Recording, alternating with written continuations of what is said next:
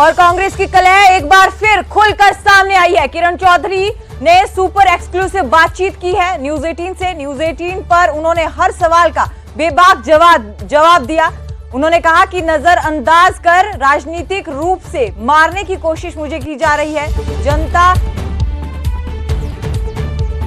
भले हमें मार दे, ऐसे हम नहीं मरने वाले हैं, ये कहा है किरण चौधरी ने। इसके साथ साथ उन्होंने ये भी कहा कि बेटी श्रुति को जो टिकट नहीं दी गई और जो कटने का सवाल जो किया गया उस पर भी किरण चौधरी ने कहा कि ये बात बिल्कुल सही है कि भूपेंद्र हुड्डा ने टिकट कटवाई है। पार्टी के फैसले के सामने हम क्या बोल सकते हैं। वही रावदान सिंह के प्रचार को लेकर भी किरण चौधरी ने बड़ा बयान दिया। उन्होंने कहा कि तो शाम में उनके लिए मैंने पार्टी के 2 ऑफिस खुलवाए, लेकिन कार्यक्रमों की कोई भी जानकारी रावदान सिंह नहीं देते हैं। मैंने बार बार फोन करने की कोशिश की, लेकिन कोई भी संपर्क नहीं किया गया। लंबा समय बंसीलाल परिवार का यहाँ बड़ा दबदबा रहा है, आज भी है, और श्रुति चौधरी भी लगातार मेहनत कर रही थी, लेकिन कांग्रेस ने टिकट काट दी। क्या रहा? अब ये तो पार्टी का फैसला था, तो वो तो उस फैसले के ऊपर तो हम क्या कह सकते हैं कि हाँ, ये बात ज़रूर है कि 15 साल से श्रुति ने बहुत मेहनत करी थी, मैंने भी मेहनत करी थी, और यहाँ पे आपने देखा कि ये जो है झंडा कांग्रेस का बुलंद रखा। और यही नहीं, पूरे हरियाणा के अंदर जो है चौधरी बंसीलाल जी की पार्टी का हबीपा का जब विलय हुआ था, तो वो विलय करवाने के समय जो अब चौधरी बंसीलाल जी के जाने के बाद उन सबको भी पूरे हरियाणा के अंदर संगठित करा और कांग्रेस के अंदर इंटीग्रेट करा। वो काम भी हमने पिछले 20 सालों में करा। अभी मैं जब शैलजा जी के पास प्रचार में गई और इस रानिया हलके में थी, तो कम से कम मैं वहाँ पर 20 गांव के अंदर गई होंगी, 20-25 गांव में। तो पुराने हबीपा के कार्यकर्ता निकल के आए और जो है उन्होंने बताया किस तरह से बंसीलाल जी की बातें साझा करी, सुरेंद्र जी की करी, और अब जो है कांग्रेस पार्टी के समर्पित सिपाही बन के आगे काम कर रहे हैं। आपने कहा कि रानिया में प्रचार में गई, रानिया तो प्रचार कर रहे हैं, लेकिन भिवानी महेंद्रगढ़ में जहां आपका इलाका है वहां प्रचार के लिए किरण चौधरी कहीं ज्यादा दिख नहीं रही। क्या कारण है? नहीं, ऐसी बात नहीं है। देखो, मेरे को जब कहा गया, जो चुनाव लड़ते हैं, जो प्रत्याशी होते हैं, उनके दफ्तर से इत्तला आनी चाहिए।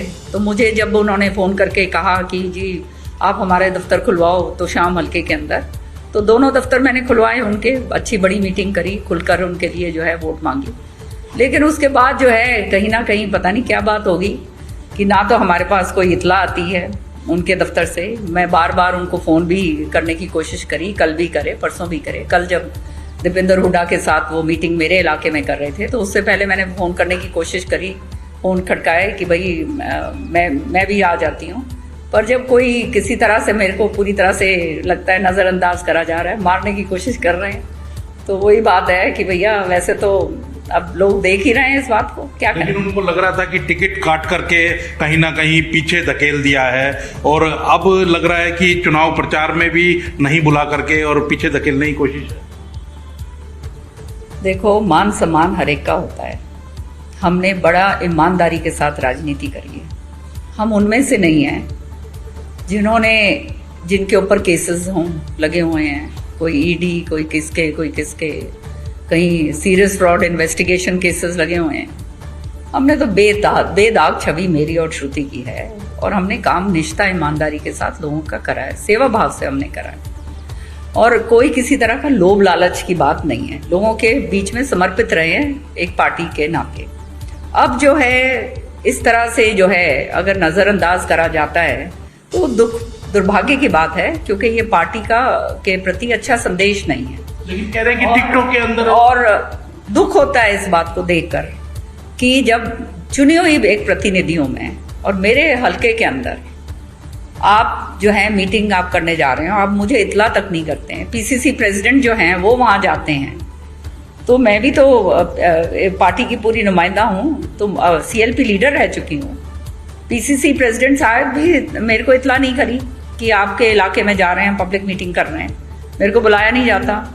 इसी तरह से जो है दीपेंद्र हुड्डा आए, 2 जगह मेरे हलके के अंदर करके गए, वहाँ पे भी मेरे को नहीं बुलाया गया, इत्तला नहीं करी गई।